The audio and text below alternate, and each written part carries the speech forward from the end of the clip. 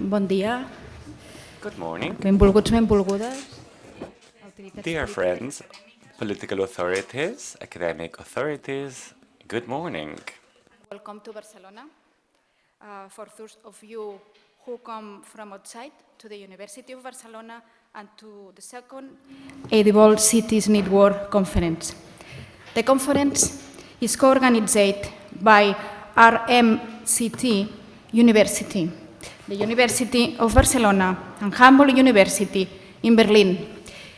It brings together members of the Edible Cities Network, a network of practitioners and academics working together to promote sustainable urban food production, distribution and use in cities, and other researchers, policymakers, city administrators, civil society representatives, and green activists interested in the topic. The aim of the conference is to take stock of existing ideas and practices that are currently used to harness the power of food to make cities more livable, resilient, and sustainable, to reconsider it and think them from the point of view and the broader food systemic transformation that are ongoing or need to take place in order to move towards more sustainable future, and to explore the possibility, new directions and pathways for advancing the concept and practice of edible cities during the years ahead. The University of Barcelona and the Solidarity Foundation of the University, which is a member of ADICIT-NET, are strongly committed to promoting sustainable urban food and food systems transformation, and over the next several days you will be able to see some at that work for yourself. Notably, the university has a whole campus dedicated to food and nutrition science that you will get to see during the last day of the conference. During one of the field trips tomorrow, you will see how the Solidarity Foundation of the university works with civil society organization and municipales,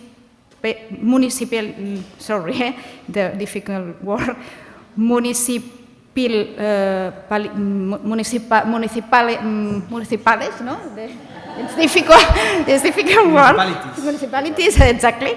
They offer professional training and certificates in the field of urban gardening and cooking to people in disadvantaged positions, including women and youth. The University of Barcelona, however, is only a large number of actors in the city who are working towards promoting and advancing more sustainable urban food production, distribution and use. In fact, Barcelona is a leader in this field, and the city has a lot to offer in terms of sharing good practice. In 2021, it was World Capital of Sustainable Food, and I am glad that we have with us today Álvaro Porro, Commissioner of Social Economic, Local Development and Food Policy of the Barcelona City Council, who can tell us a little bit more about the work the city of Barcelona is going to promote and advance more sustainable urban food. With this, I would like to pass on the word to Mr. Porro. Thank you.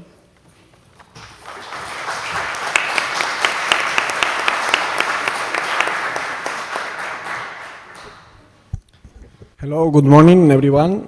Thanks for the introduction, and thanks University for hosting this event.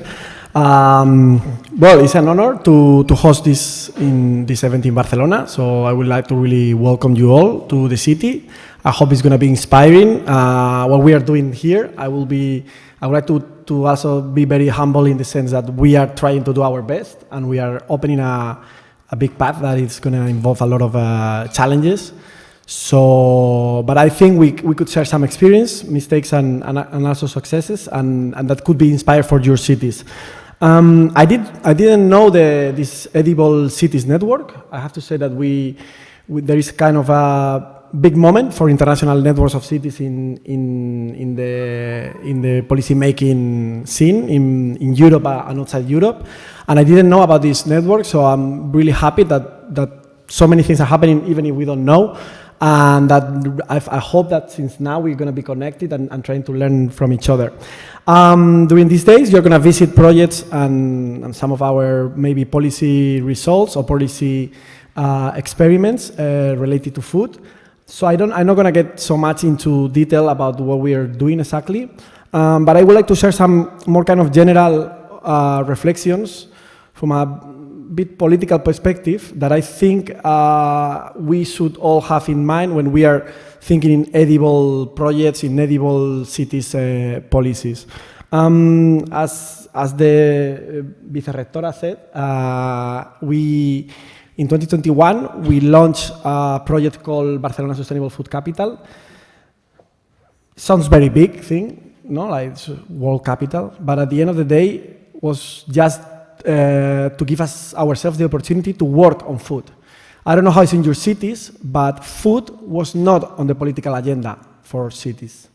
That's something that changed in 2015, I would say, for a lot of the cities with the Milan Pact. And I think we all have to be very thankful to Milan to take that leadership on that moment. But since 2015, I think we are quite a big amount of cities, and every year more and more cities, we are thinking we have to play a role in the food policy debate, in the food system transformation. And that's something that might be obvious right now, because there are so many projects like the project that is hosting today this conference. But that was not an obvious thing. At least in Barcelona, from our experience, that was not part of the political debate. That was not part of the political program of parties when they were presenting to the city, to the elections. Basically, the way we were looking at food policies, a food system, was something that has to be with the rural world or has to be with international organizations, but nothing to be with cities. And that's changing. I don't think it has changed, but that's starting to change. I would put the turning point in 2015. For us, for Barcelona local context, it was 2021, and that was the main reason we did that. It was the moment to create a political and social momentum to raise the topic of food so that we could really talk about it and be part of the conversation. Because at the end of the day, city councils, in general, at least in Spain, but I would say in general, at least in European countries, we don't have many competences. We cannot regulate the market. We don't have the big budgets of the European policy making. But we have two things. We are the main consumption centers. Right now, 70% of the food is consumed in cities, 55% of population worldwide. And so we are the main consumption centers, and we are the place, the context, where the conversation about food in social, political, even economical and cultural terms is happening. So if we cities we are not thinking about food system, we have to be, I would say, let's put it in a bit more like on a marketing way. There's not going to be food transformation system without cities. But there's not going to be food transformation system just with cities. And I think we have to know both things. We don't have the competences. We have to press other levels of politics. Last week, 10 cities led by European Eurocities Network and Milan Pact Network were in front of the European Commission. I'm very happy that today the European Commission is also here. We were with the Timmermans cabinet and the health direction, which is leading the building of the new food framework for Europe. That is going to be very important, I think, for the coming decades.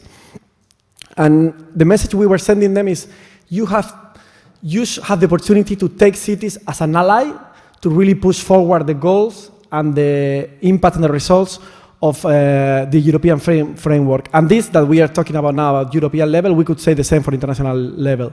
So national states, a lot of times, are going to be a lot more reluctant to change food system. Now, for example, we are having, very close to here, in 2021, we were presenting with the consumption minister a regulation for advertisement of childhood for children related to food. That was a very obvious thing, no? Related to like really not healthy food being advertised in children programs. That's been blocked by other part of the government right now, by the agricultural ministry. Why is happening that? Because change is going to be a lot slower in the state level. And cities could be an amazing ally if we take into account this idea that we are the main center of consumption and we are where the cultural and political conversation is being shaped. So I think, and that's my connection with the Edible Cities Network, there are reflections I want to bring here for this breaking the ice moment.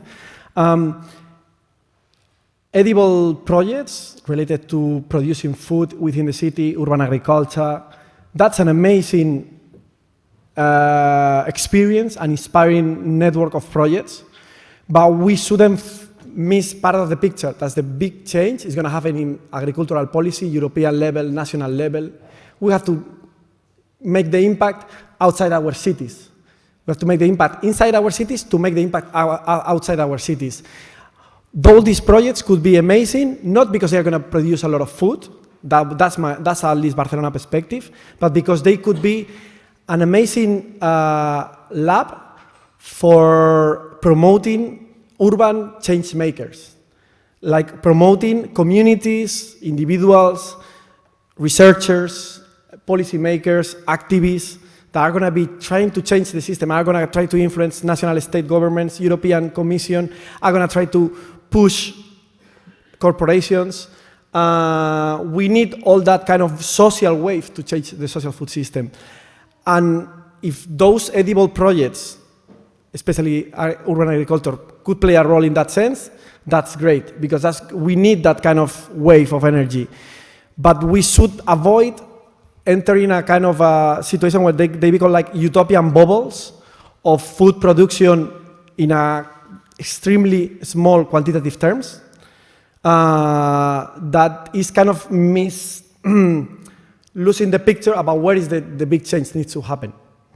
So I would like to make this kind of honest reflection about what is my feeling related to edible projects, which we from the city council, we are supporting a lot and financing, and we think they are really important part of the change, but we have to put it in context. And we have to, and I finish with that, we have to make sure that we can use as a leverage for the other impacts, other big challenges, other big changes we need to trigger. About what we're doing in Barcelona, in procurement, schools, urban planning, I'm not going to explain anything. Maybe that was my role, but I think that's going to be coming up during those days with different colleagues that are going to be here from university, from municipality, and from the projects you are going to visit. But I really wanted to share that reflection to all of you, and I'm really happy to hear your feeling about it. Thank you.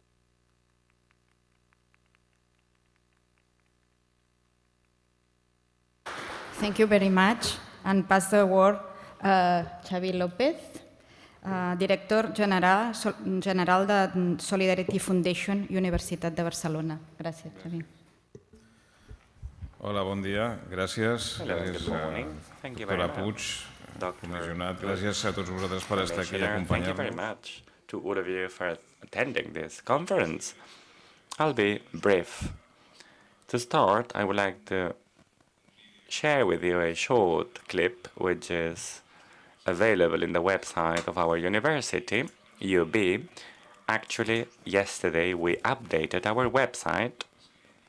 This is what happened yesterday. It's a very short video. It's in Catalan, so you're not going to understand it.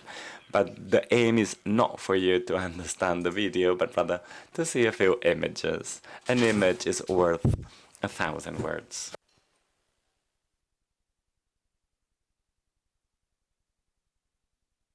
Empiezo un poco antes.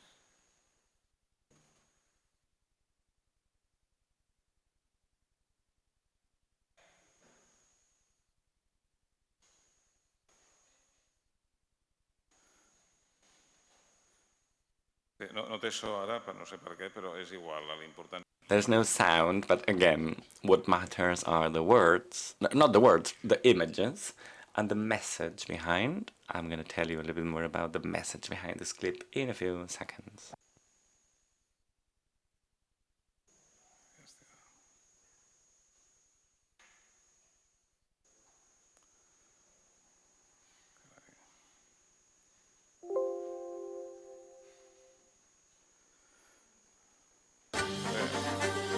Soc innovadora, perquè el progrés és inconformisme, recerca i superació.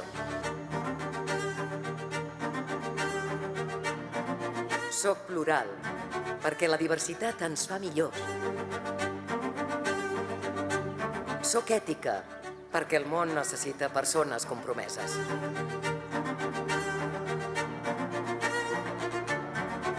Soc crítica, perquè és l'únic camí per avançar.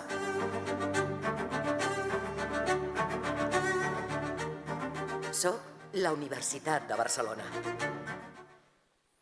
Bé, So, a very short clip to present UB, to introduce UB. The message behind is that the university is innovative, critical, ethical, diverse, heterogeneous, and for that we use 4 images, 4 sequences, real sequences, which are of course a little bit staged, dramatized, and the third image, if I got it correctly, has to do with a project that was launched a long time ago to train homeless people in the area of urban farming. This training takes place in a plot that belongs to UB. You will be visiting it tomorrow if you wish. The plot, that is, and the project has been up and running for many years now.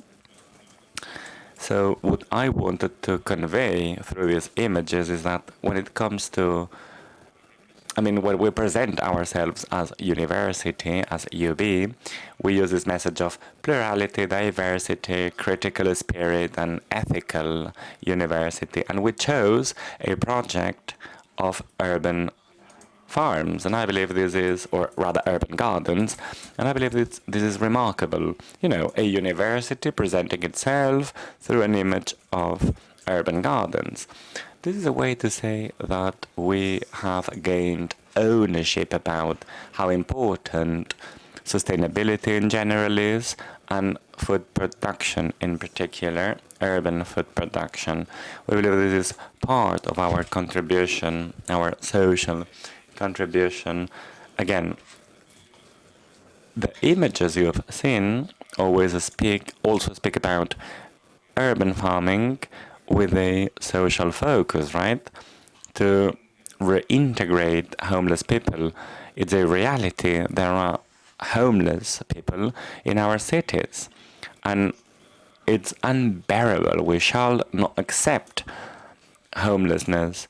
And one of the messages behind the clip is precisely that we need to work towards social sustainability also, because it's not all about environmental and climate sustainability unless we introduce a social element in food production. Will be failing our citizens, our public. And the third message behind the video is that the project happens in partnership with a foundation that works with people in homelessness. So the third message has to do with networking. This project shows the importance of networking in order to combine efforts, in order to obtain better and more efficient outcomes. The project is composed or is led by universities, research centers, municipalities, and social entities. So we believe this is the perfect base to build a sound project. from the Solidarity Foundation. Well, the Solidarity Foundation is the executive arm of UB's social policies. This is our mandate. And this mandate is focused in interacting with social entities and social groups in risk of social exclusion. The university, the UB, wants to be part of policies aiming at responding to the situation and the needs of people at risk of social exclusion, and this is why we launched urban farming projects a while ago, and this is why we're here today. I would like to underline the three elements that I mentioned before. The UB's engagement in social sustainability, the social dimension of all our projects, and the fact that working in networks is the only way to ensure the efficiency of our practices and policies. Thank you very much. I hope the conference is going to be fruitful, and I hope you enjoy Barcelona and have a lot of fun. Thank you.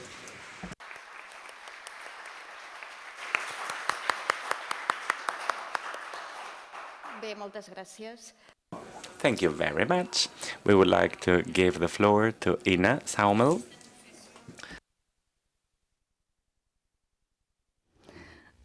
Hello, good morning. Dear Montserrat, dear Xavier, dear Marie, dear Alvaro, dear Jago and Isabel, which are online listeners, dear colleagues, dear friends of the Edible City, dear enthusiasts of the Edible City. First of all, I would like to thank you for your hospitality here, to have us here in this nice place, in this nice city. And a special thanks go to Nevelina, Aiden, Antonina, and the local staff which are organizing this conference here. Special.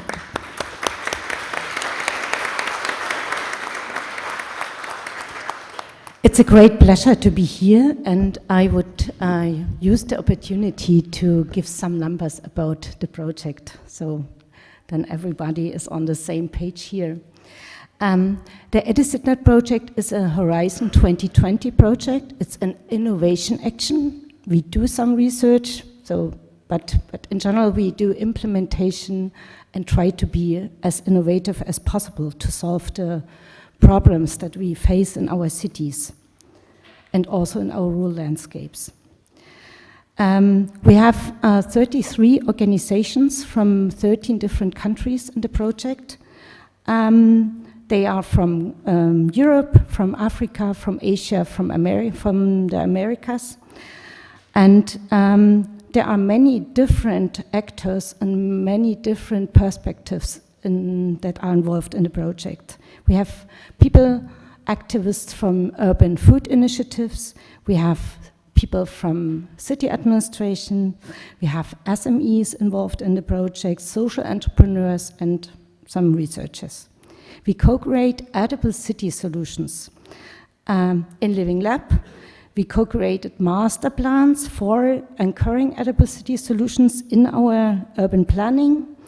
We provide business consulting and also educational material. So we co-created Edible City platform, a type of community where all these different actors can share their insights, their knowledge, on eye level, hopefully without any hierarchy, being a community of knowledge and practice which is inclusive and open for everybody. We have created a toolbox which goes online soon, and we have a marketplace for social entrepreneurs and SMEs. So please check for further details our website, educitnet.com. So that's the commercial part of this speech. I would share also some thoughts with you about nature-based solutions and edible city solutions. This was a call on nature-based solutions. That's why we created this term of edible city solutions. And maybe you realized nature-based solutions are, maybe a buzzword currently used in different funding schemes in Europe, but also in the scientific community. And it's seen like a kind of panacea for designing future-proof cities, enhancing urban livability, social cohesion, promoting biodiversity, reducing the overall ecological footprint. So really instrument that should be useful. But there are also critical voices. They say, okay, this nature-based solution marketing is selling old wine in new bottles. And maybe it's a bit like this. What we observed when we were developing the project is that there is a mismatch between the nature-based solutions and the people. So the citizens go there in the parks or look on green walls, but they are not co-creating themselves this. And this is different in the urban food community. They build up their gardens by themselves, they design them and do this in the most inclusive way. So we were thinking that we can learn from this type of co-creation, which really is with the citizens and not only for the citizens.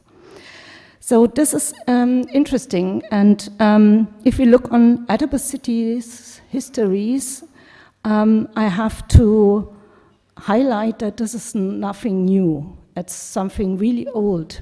Urban food production was always linked to cities, and maybe we forgot this link between human living, human settlements, and food production recently in the last decades. And what the good thing of Arnabat City Solutions is also to connect again to old traditions, to the local places, to the history, to traditional ecological knowledge, to cultural landscapes of our forefathers and mothers. So there's a big chance to not do standardized nature-based solutions implementing this in the cities. It's better to look really for really locally rooted and individual solutions that are designed by the citizens themselves. Yes, I know that we are short in time.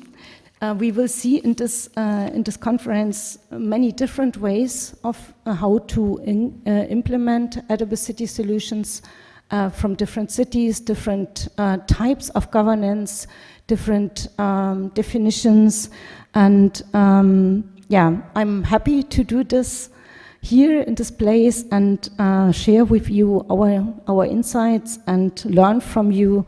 And in this sense, I wish us all fruitful discussions in this nice place, and I'm looking forward for this. Thank you.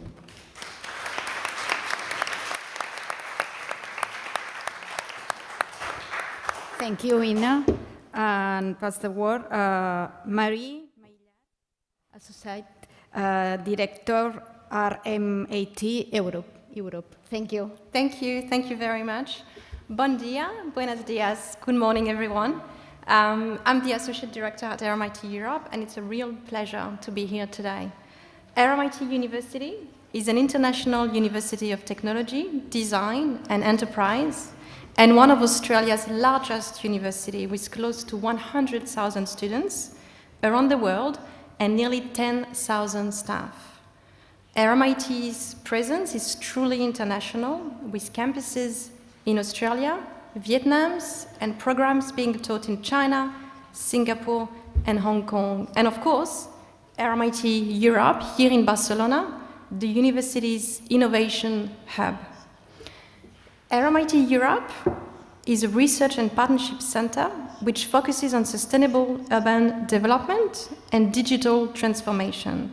And whilst RMIT operates internationally, we are very focused on driving local impact to the diverse communities we serve. And today, it's particularly a pleasure to be partnering with the University of Barcelona and the City of Barcelona for this second EDICITNet conference.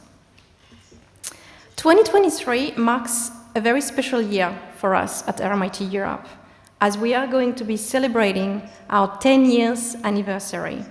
And we're going to be marking this exciting milestone through a rich program of activities with our partners, alumni community, our staff, to celebrate our growth and successes. And speaking of growth and successes, EDICITNet was one of RMIT Europe's first European-funded project, so it's so fantastic to see so many people gathering, coming together today and online here in beautiful Barcelona. As the lead, as RMIT Europe, being the lead of one of the work package, I'm just pleased to share just a few highlights and achievements of the project, starting with leading the organization of the second EDICITNet conference together with the University of Barcelona and Humboldt University, of course, after a first successful conference held online last year. But also I want to mention the coordination of the EDICITNet Awards, a scheme which aims to recognize and give visibility to innovative and inspirational urban food initiatives from across the world. And also taking the opportunity to remind you all that today, from 6 o'clock, we will be giving away the awards and present this year's winner during the EDICITNet Award ceremony in this same room, which I hope you can all join later today. One of RMIT's priority research areas is on nature-based solutions and the impact that it can have not only from an environmental perspective, but also from a socio-economic one. And therefore, I really want to invite all participating organizations here today to keep connecting with RMIT and with RMIT Europe for future opportunities for collaboration. Finally, there is a tremendous program of activities for the next few days with many networking opportunities. So I just would like to wish everyone a very successful and productive conference. Thank you. Thank you, Marie. And now pass the word Iago Donson, Director, Center for Urban Research, RMIT University, is online. Good morning, everyone. Olá, bom dia, companhias e dignitaries. My name is Jago Dodson. I'm the Director of the Centre for Urban Research at RMIT University in Melbourne, Australia. Before I start, I'd like to acknowledge the traditional owners, the Indigenous owners of the lands on which I'm speaking to you from tonight, the Woiwurrung and Boonwurrung peoples of the Eastern Kulin Nation, and acknowledge their elders past, present and emerging. And also on behalf of RMIT, acknowledge the Indigenous peoples across Australia on whose lands and waters the university conducts its business. What I've just said is an acknowledgement that Australia is a settler colonial society and occupies land that had been previously owned for at least 65,000 years by the Indigenous people of the Indigenous nations. And in acknowledging country, we also need to acknowledge that country was, or land was, a source of food for Indigenous peoples, and in the dispossession caused by colonisation in Australia, that also included alienation of Indigenous peoples from the lands from which they sourced their food. So I acknowledge country tonight. I would also like to apologise that I'm not there with you in person. I had intended to travel to Barcelona to be part of this conference. Unfortunately, I was a bit unwell over the Christmas period, and then in February I caught COVID and haven't quite fully recovered and thought it best not to travel. So apologies, I can't be there with you. In making my remarks, I'd like to acknowledge the dignitaries who are part of the event today from the University of Barcelona, the City of Barcelona, from Humboldt University, and from the European Union, as well as my RMIT colleagues based in Barcelona. I'd just like to make a few remarks about the Centre for Urban Research, which I lead out of RMIT in Melbourne. We're a very large research centre with about 75 staff, dedicated to connecting people and ideas to support sustainable cities and regions and working in partnership in everything we do. Our role in EdiCitNet has to be one of the main academic leads in the project through our contribution to principally Work Package 1, which supported the coordinators of EdiCitNet to establish the governance of the project. And in fact, we were one of the first groups or work packages to be making contact with municipalities and community groups across the network, assisting and supporting the establishment of the city teams, which have been the real driving force of the EdiCitNet program over the last 4 or 5 years. I'd also just like to acknowledge Australia as an urban nation. So in the Centre for Urban Research, we're very much focused on conditions around urbanisation in Australia. One feature about Australian urbanisation is that we have highly resource inefficient cities with very large suburban realms. About half of Australia's population lives in the suburbs of our major cities. Often suburbia is looked upon as a drain on planetary resources through consumption of energy and wasteful use of land. But I would also note there is a degree of resilience that suburbia provides. During the Great Depression in Australia in the 1930s, approximately 30% of Australia's food was produced in the backyards of the housing in Australian suburbs.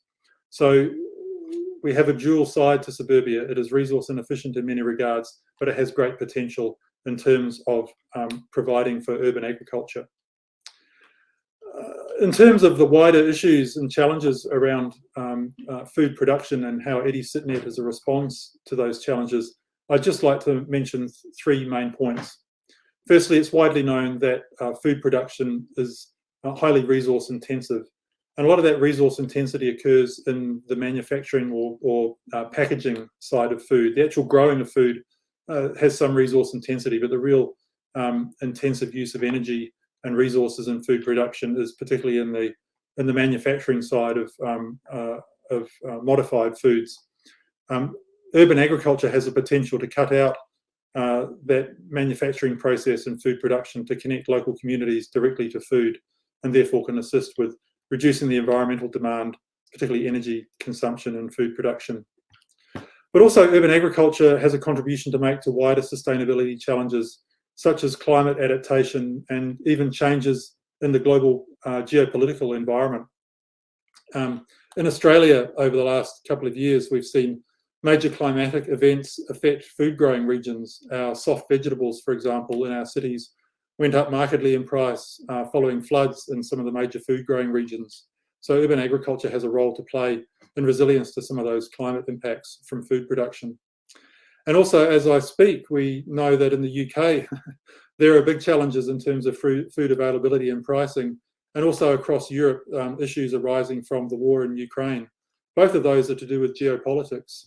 So local food production that connects people directly to food can help with resilience to some of those big geopolitical shifts.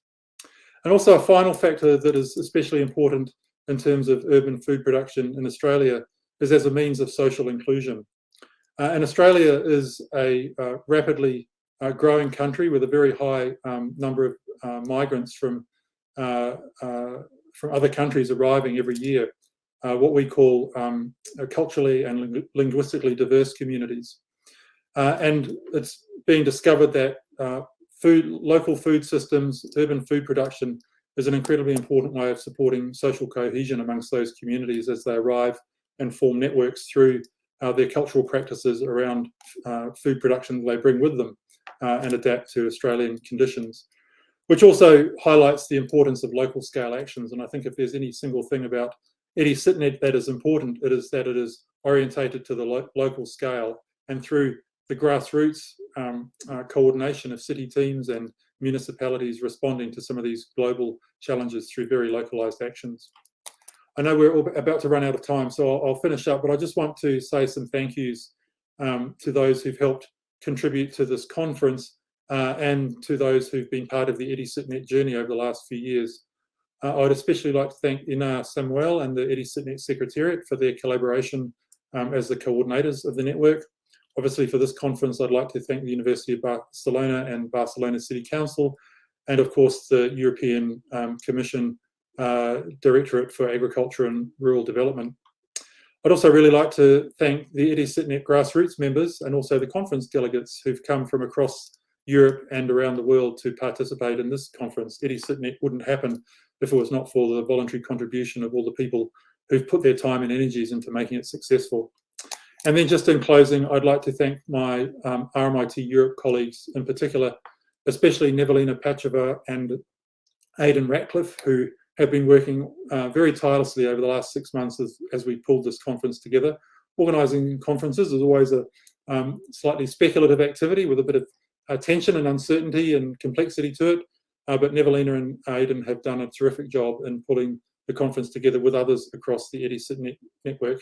So if you have time during the conference to say thank you to them, please take the time to do so. So thanks for hearing my comments, and I'll return to the main conference venue now.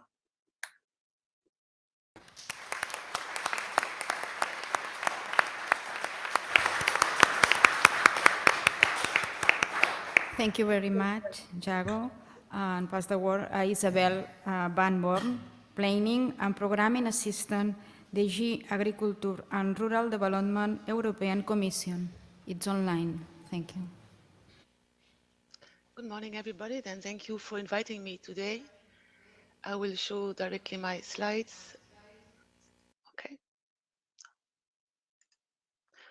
Okay, so I'm Isabel Van Baum from the Director General Agriculture and Rural Development in the Research and Innovation Unit.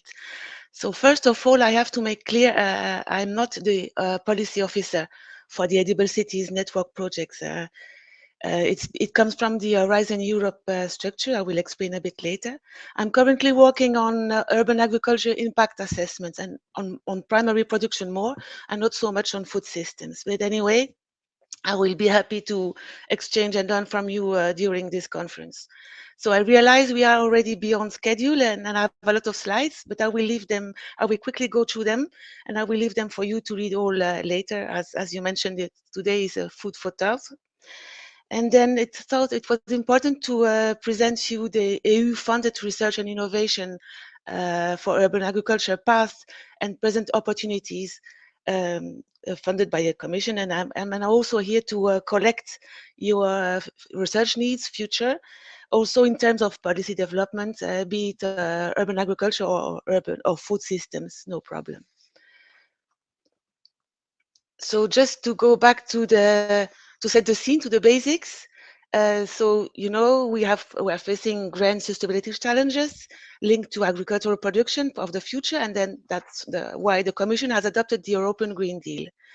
The European Sustainable and Inclusive Growth Strategy. It is designed to boost the economy, improve people's health and quality of life, and care for nature. Research and innovation and Cluster 6 are critical to accelerate this transition and achieve the objectives of the European Green Deal.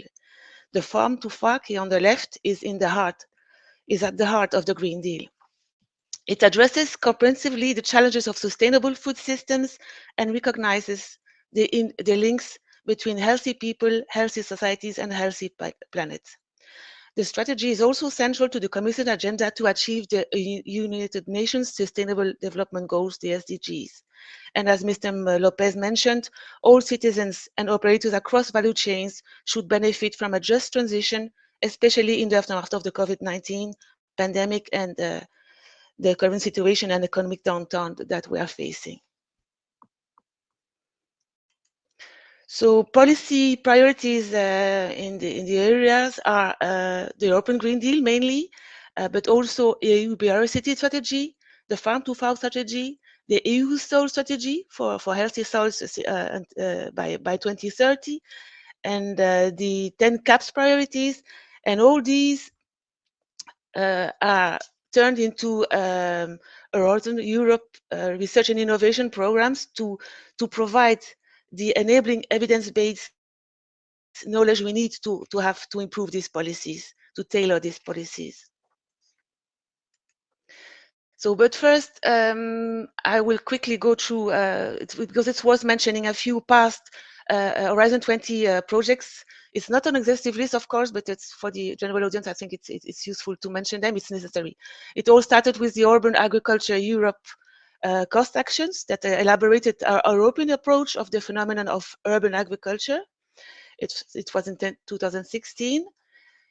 Then there are a lot of urban and vertical bottom-up projects on prospective environmental assessment of urban agriculture, on vertical farming, urban farming as a service, novel agricultural techniques for circular urban solutions, so just to mention a few, and also projects on collaborative short supply chain, small innovative mild processing technologies, and unlocking rural-urban synergies. It's very important to develop resilient and sustainable food system within urban systems.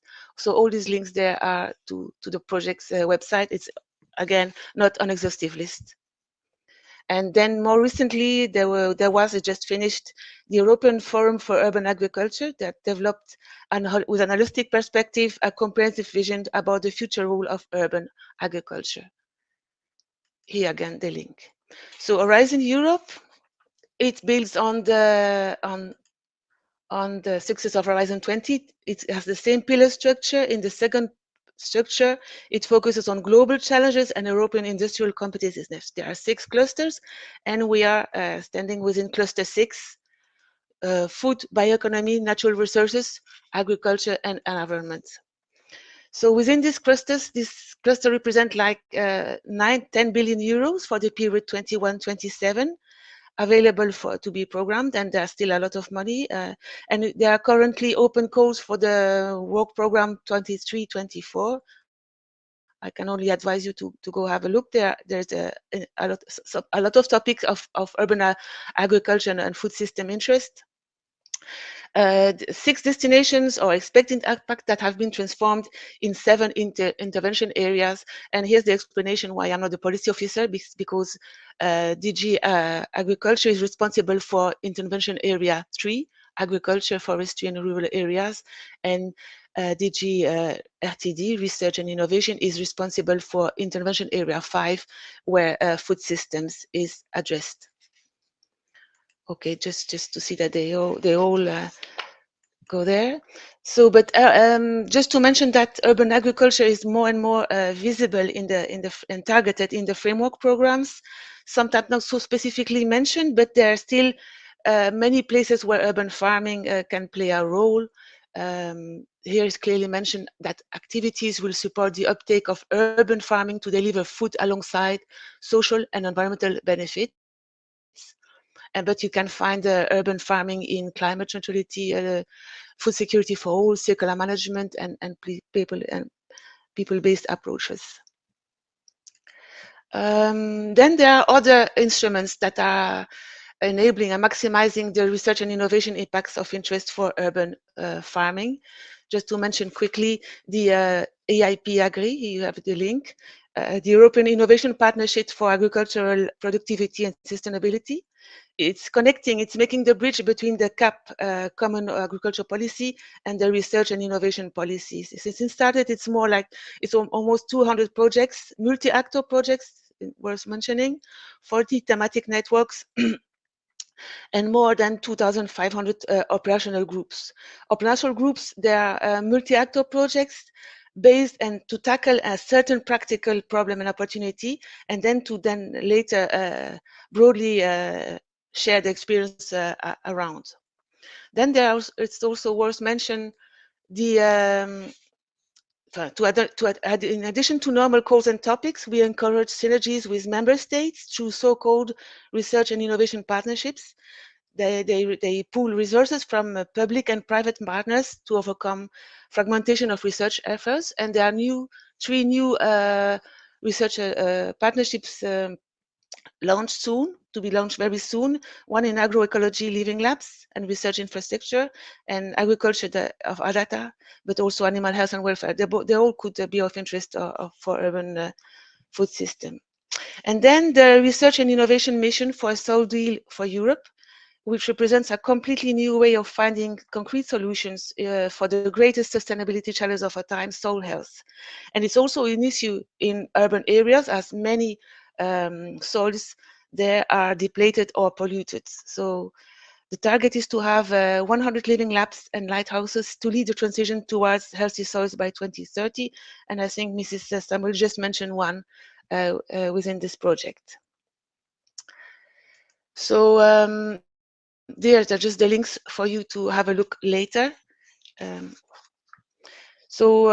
the intervention area 5, you know certainly better than me the Food 2030 research and innovation policy as a driver for sustainable, healthy, and inclusive food system, for which DG Research and Innovation is responsible. And to finish, please save the day. Here, I went too quick. Please save the date 21st of May, 1st June for the 2023 EU Agri-Research Conference. And our registration will open soon, next Tuesday, 21st of March, and you are all warmly welcome there in Brussels. Thank you very much.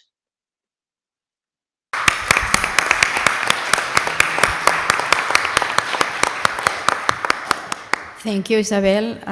Thank you, all the people, Marie, Xavier, Álvaro, Ina, and Jago and Isabelle. And I hope enjoy the conference, enjoy the University of Barcelona, enjoy in the city. And now then start the conference. Thank you.